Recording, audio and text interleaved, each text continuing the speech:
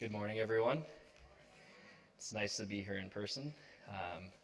If you recall, a few months ago, I guess it was in the winter, so it's been more than a few months, I'd done an online message. And so while that was an adventure in itself, just trying to, I don't know, learn how to do a message in my office and send it off successfully, I'm, much more at home and at peace with coming face to face with you guys and just actually seeing you in person. So it's very nice to finally meet you guys. I've heard lots about this church, and I was saying to Ernest that I realize I've driven through Auburn plenty of times and never actually like known where the church was. So it's nice to actually know now where the church is, because I also know that there's this whole section of Auburn that I had no idea existed. So, and the reason why I don't know any of these things is because I'm not from Huron. I am from Niagara. I was born and raised, well, actually, random fact, born in the States, raised in Niagara, and then went to Heritage for a little bit, Bible college, went to Niagara College for a bit. Didn't know what I wanted to do still. It was weird, though, because in high school, God had put it in my heart that he wanted me to do youth ministry, and it just was a weird time. I don't know, once I hit college, I just didn't know what I wanted to do, and then God ended up putting me out west to Prairie, Bible college, and there God really re-solidified being like, no, this is youth ministry is where you're going, and it was cool just to kind of see just how that all worked out, because when I went out west, I didn't think I'd ever be with YFC.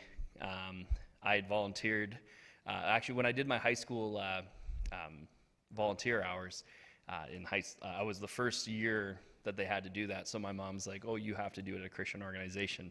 And so somebody heard about YFC in St. Catharines, and they're like, well, maybe he can get some hours there. And there I loved it, and I just kept doing it. And then in the summers, I'd be at camp, counseling, I love working with youth. And so that's where my 20s were a little strange to see me kind of being like, oh, I don't know if that's actually what I want to do.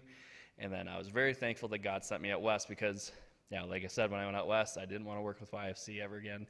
Well, I'd only volunteered, but I just didn't see myself being there. I loved being out west. I wanted to live there, stay there. And God's like, yeah, you're not doing any of those things.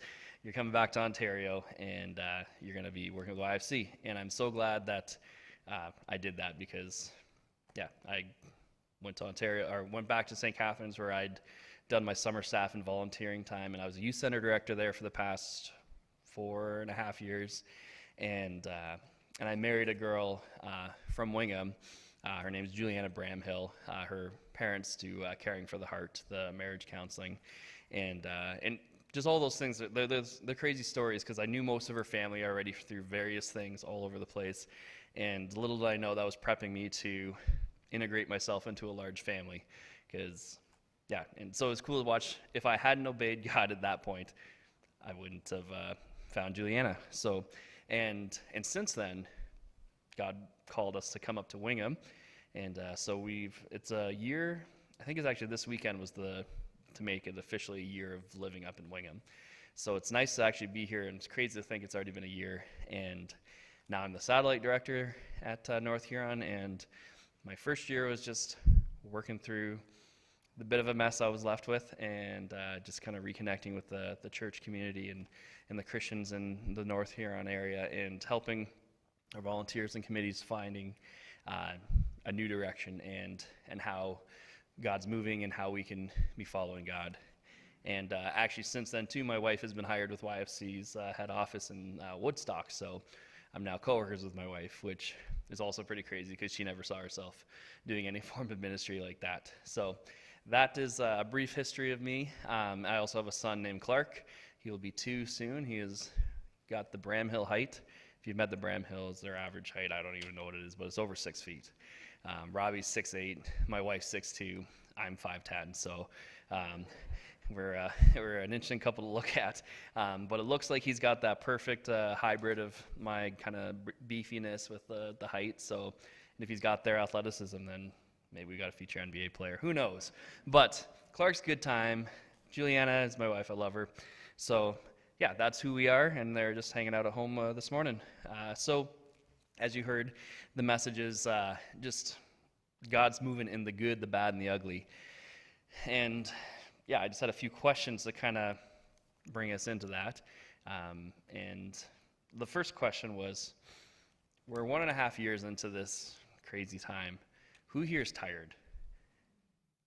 I am. I'll be honest. I'm sick of this. I hate wearing masks. I hate everything. Like, it just seems like we're going further and further apart as opposed to coming together.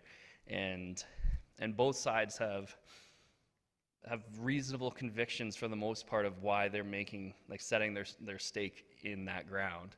And I feel like because everything changes so quickly, like every day, it feels like that we've lived a year and a half under like the realm of a microscope, where we've been staring into this microscopic, like day-to-day kind of thing. And for me, and I'm speaking out of my experience too here, that how many times I've been caught up in the microscope and forget that I follow and serve this God that is much larger than anything that's going on right now. And that's what I'm hoping to bring to you guys today. It's just some encouragement, is that if you've been stuck on that microscope for a bit, hopefully this helps give you just some new perspective or fresh perspective in just seeing that, yeah, there's crazy times, but God's bigger than that. So another question I have, and this actually is more of there's no answer really for it, but it feels like we've heard the term unprecedented a lot. And so that's something I want to see if this is actually truly an unprecedented time in the world, or what is it? And then also, how many times, and this one you don't have to raise your hand either for, but genuinely think of this, because I know I've questioned this a lot, is where's God in all of this? Especially in that microscopic view, when you see the constant changes and the uncertainty and all that, where is God? It's a very real question, and I hope that in these chats we have today that we can kind of point you to God and get you encouraged. So like you had heard, we're going to be in good old 1 Kings, talking about our boy Elijah. He is, it's funny because like as I've like read through these, like you grow up, like if you've grown up a Christian, like you hear about Elijah and just the things that, the cool stories kind of that happen with him. But then, and this happens all the time too, like with any Bible story, you hear the Bible story and then you read the Bible story and you're like, oh, I didn't notice that, or they didn't talk about that in church or in Sunday school. So I had a lot of that when I was looking through this. And so the first thing I wanted to do, and just remember that I want you to see that God is at work then, and he's at work now. And so I want to kind of bring some parallels of what's going on now to what was going on back then. So this is one of the verses we had read this morning, and it was chapter 17, verse 1. Now Elijah the Tishbite of Tishbe in Gilead said to Ahab, "As the Lord, the God of Israel lives, before whom I stand, there shall be no dew nor rain these years, except by my word." Imagine being Elijah and just waking up one day and God's like, "Hey, you gotta go tell the king we're cutting out rain for a long time." Like that's I don't know, it's kind of depressing, like to be the burden of that bad news, and even to like process like what a drought does, because like we've had droughts like for I don't know a couple weeks at a time in the summer, and like think about how much that affects crops in 2021, and just how that affects everything we do in the summer of 2021 when we have all this technology, and then however many years ago that was, like 3 years is a long time with no rain. So while it's not a pandemic, they had a drought, and that's what Elijah was living through for 3 years. So I wanted to point out, what did Elijah actually do when he had to give this bad news? Did he get mad at God and run away? Did he give up? What did he do? And we're going to read a bit more into chapter 17. Just in verse 2, and the word of the Lord came to him, "Depart from here and turn eastward and hide yourself by the brook Cherith, which is east of the Jordan. You shall drink from the brook, and I have commanded the ravens to feed you there." So he went and did according to the word of the Lord. He went and lived by the brook Cherith, that is east of the Jordan. And the ravens brought him bread and meat in the morning, and bread and meat in the evening, and he drank from the brook. After a while, And after a while, the brook dried up because there was no rain in the land.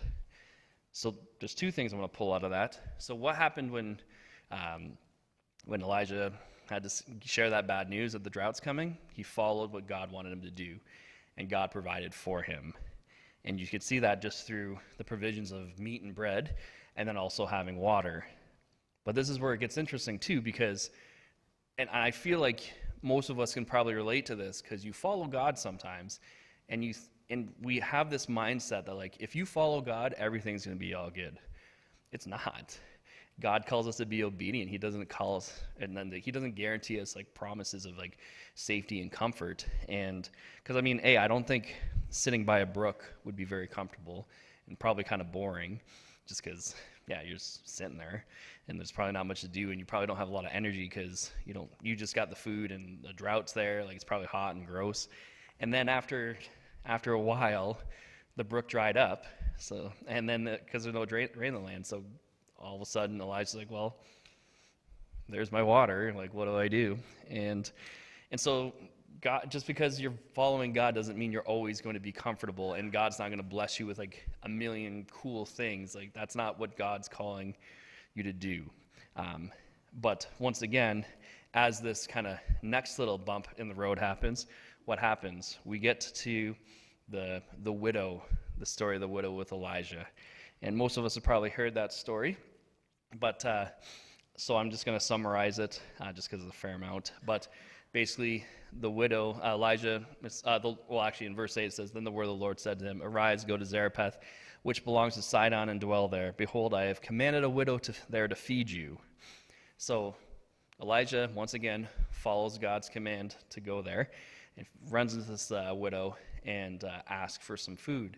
And the widow says, "I only have a little bit of oil and water."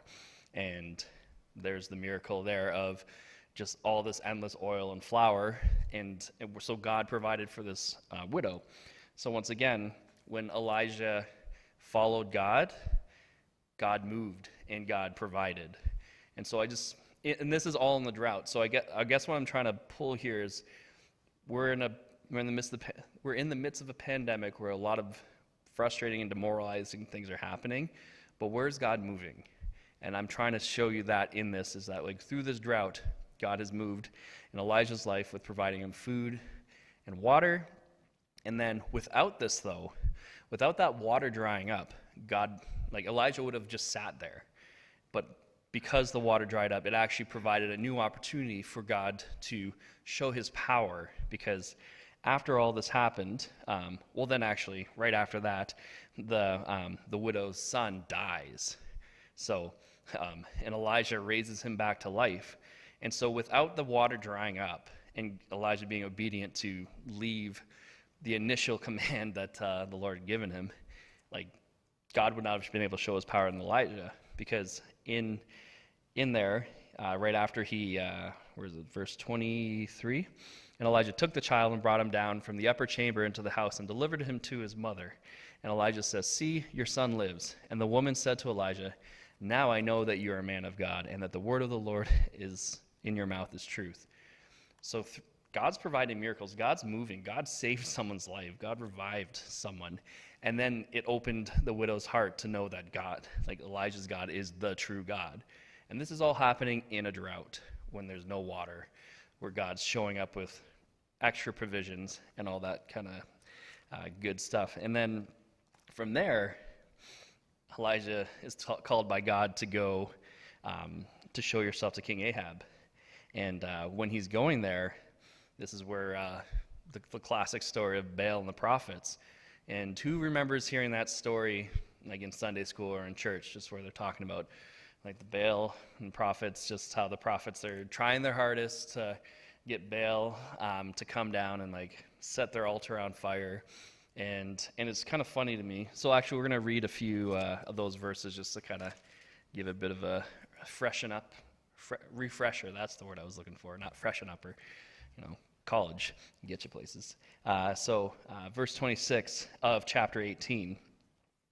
"And they took the bull that was given them, and they prepared it and called upon the name of Baal from morning until noon, saying, 'O Baal, answer us.' But there was no voice, and no one answered. and they limped around the altar that they had made. And at noon Elijah mocked them, saying, "Cry aloud, for he is a god. Either he is musing, or he is relieving himself, or he is on a journey, or perhaps he is asleep and must be awakened." And they cried aloud and cut themselves after their custom with swords and lances until the blood gushed out upon them. And as midday passed, they raved on until the time of the offering of the oblation, but there was no voice. No one answered, no one paid attention. Then Elijah said to all the people, "Come near me." And all the people came near him, and he repaired the altar of the Lord that had been thrown down. Elijah took 12 stones according to the number of the tribes of the sons of Jacob, to whom the word of the Lord came, saying, "Israel shall be your name." And with the stones he built an altar in the name of the Lord. And he made a trench about the altar, as great as would contain 2 seahs of seed. And he put the word in order and cut the bull in pieces and laid it on the wood. And he said, "Fill 4 jars of water, pour it on the burnt offering and on the wood." And he said, "Do it a second time." And then they did it a second time. And he said, "Do it a third time." And they did it a third time. And the water ran around the altar and then filled the trench also with water. And at that time of the offering of the oblation, Elijah and the prophet came near and said, "O Lord, God of Jacob, Isaac, and Israel, let it be known this day that you are God in Israel, and that I am your servant, and that I have done all these things at your word. Answer me, O Lord, answer me, that these people may know that you, O Lord, are God, and that you have turned their hearts back." Then the fire of the Lord fell, consumed the burnt offering, and the wood, and the stones, and the dust, and licked up the water that was in the trench. And the people saw it, they fell on their faces, and said, "The Lord, he is God. The Lord, he is God." So how wild is that? Is that just looking back at that story, like it's not just like Elijah's just like giving like little pokes, like when they can't get the fire lit. Like he's actually going pretty hard at them there, just like, hey, is he sleeping? He's relieving himself. Is he on a journey? Like he's actually making fun of them just because Baal's not real. To me, I'm like, oh man, it's kind of cocky how confident he is in God that God's going to show up. So Elijah's riding this high of seeing God work in these crazy ways, and he's just very confident in God. And one thing I actually noticed, and this is one of those things where like when you're hearing the stories and you don't read them, it like goes over your head. I never realized when I kind of put this together that like when Elijah's like telling them to fill like cover the altar in water, like they did it 3 times with 4 jars of water. They're in the midst of like a 3-year drought. So it's not just like, because like growing up, I remember hearing about the water on like the altar and stuff, like, oh, they're soaking it. Like that's cool, because like if God can outpower the water with his fire, then that's cool enough. But then to think also, water is beyond a precious commodity at this point in life. So it's not like it's just throwing water that you got kicking around. This is like probably someone's like water for like the next few days that they're giving up to show how strong and powerful God is.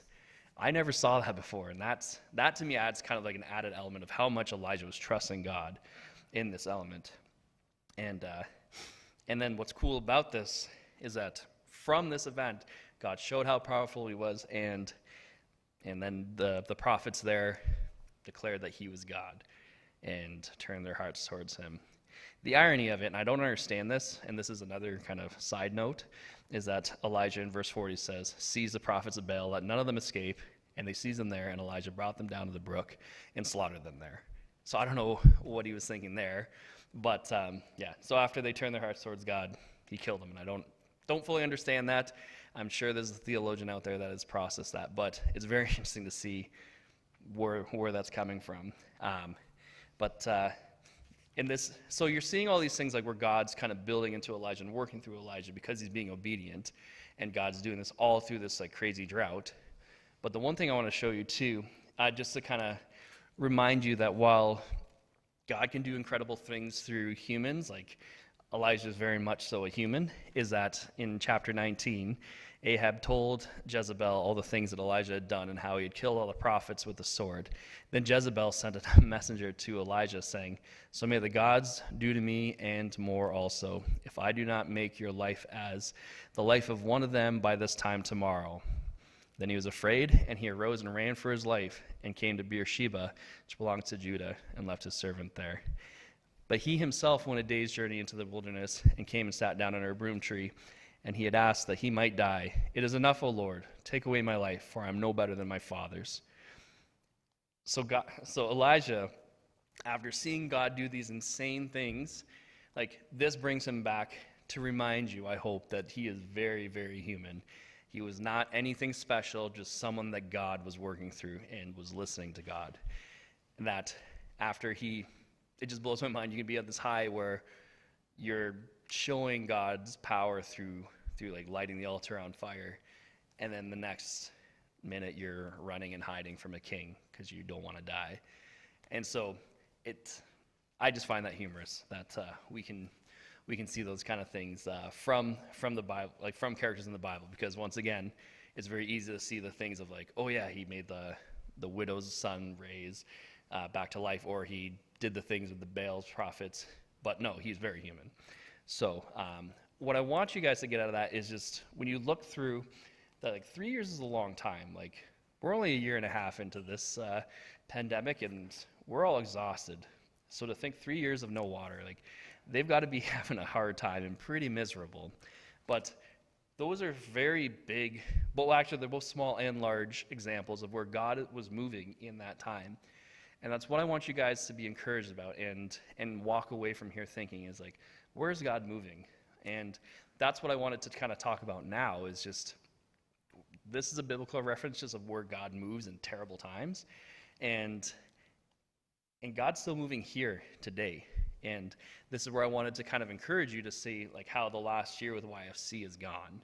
So as you know, like I said, I had a year. I've been here for a year, and even just like the whole process of me coming up here. Like originally, my plan with Juliana was to move up here in July of 2021 when we were going to originally do the transfer, and then that date got shifted twice.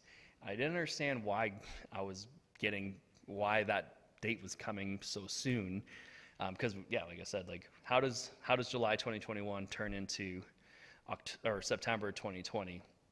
But God knew what he was doing. It was the right time for what was going on in North Huron, and it gave me an opportunity to be able to actually, pick up some pieces and start connecting with the community before we did a whole winter and spring filled with lockdowns. And so I could see God moving there, and that alone reassured me that while it's a crazy time in life, like God wants us up here. And so some of the things that God has done kind of through this past year. This year we were actually able to have a summer staff, and this summer staff we had was a great guy. I loved working with him, and for me, like in St. Catharines, when we would do summer staff, like it was insane hours, like just super busy, like doing festivals, fundraisers, all these kind of things, and working with youth nonstop. Like the summer, a lot of ministries kind of cool down in the summers. Ours went the opposite direction, and so this year was my first year where it wasn't that way. It was much quieter, and we were just trying to figure out how to get things started. And so, but this is the year that summer staff needed. That summer staff has a heart for God, but needed just someone to encourage him and work alongside with him and build into him. And so I could see God working in him, and even his parents had said to me and said to a few other people that I work with, just like they saw like a night and day difference in just his faith in God and just him as building his confidence, because that's something he does not have. He was bullied a lot in high school, and so it's very exciting just to see God work just in him. And through this time, I've been able to kind of completely redo our youth center. So it just kind of removing any kind of look of what it used to look like, just really emphasizing the fresh start. So even though I've hated these lockdowns, it's given me an opportunity to actually do the things, because I'm not a handy person by nature, but with lockdown and excessive time, I can get it done. So it was a good time for me to have, just to be able to, when kids start coming in, it's a new place. And then we've actually been able to start we started in the summer Friday night VBS, where we partnered with a church in town, and I worked with Steph Bloomberg, and we were able to use the back of the elementary school, like in like their field and stuff like that. Have any of you guys seen like the Maitland River elementary school's like back area? It's incredible. It's got like a massive playground, fields, like it's got like the stadium kind of seating with like these big rocks. Like to me, it was like the closest you can get to camp without being at camp. And we're able to use that for, I think we did 7 or 8 weeks with the students, where we're able to have 9 to 12-year-olds come.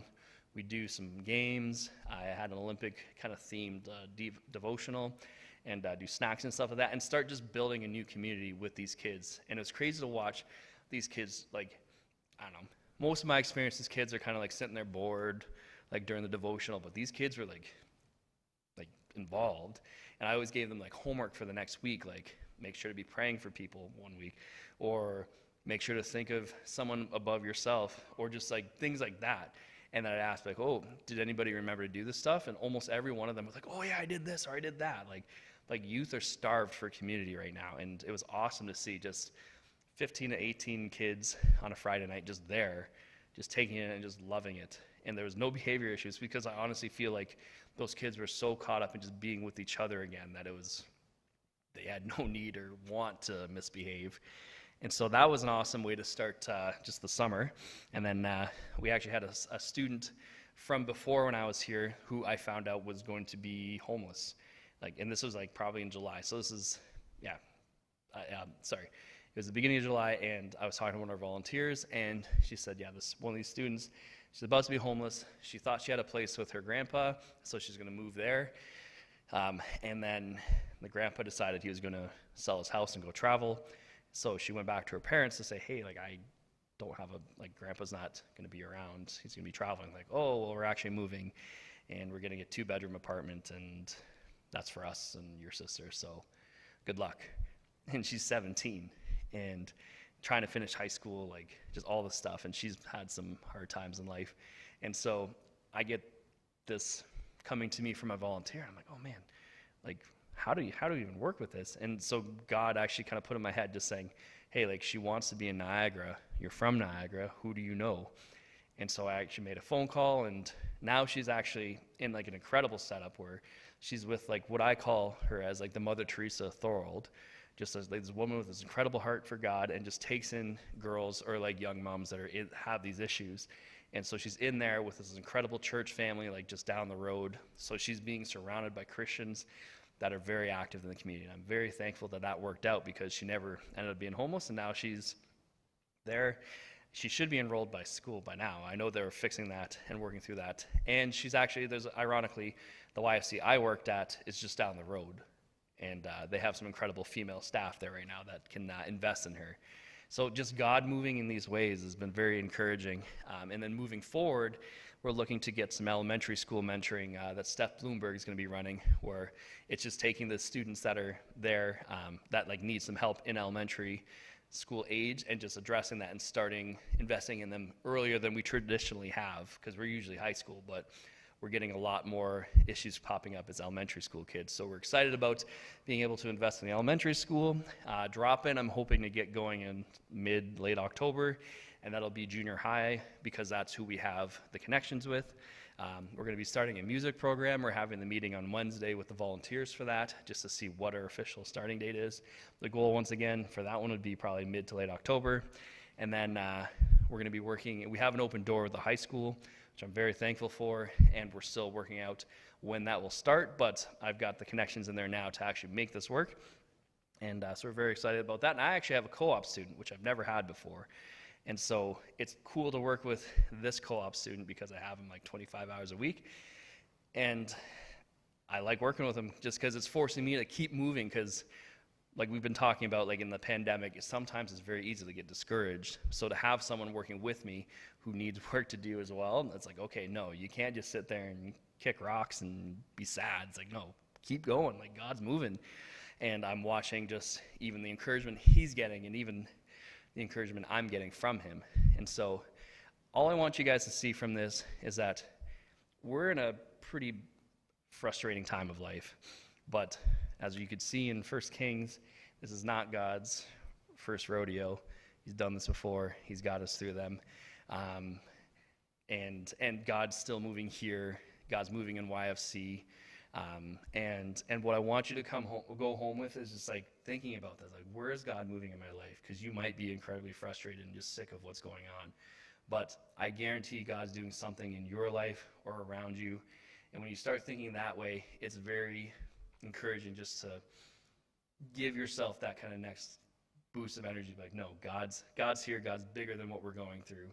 And if that's all you come away from this with, that's awesome. So thank you very much for having me, and I think the music team's back up next. So.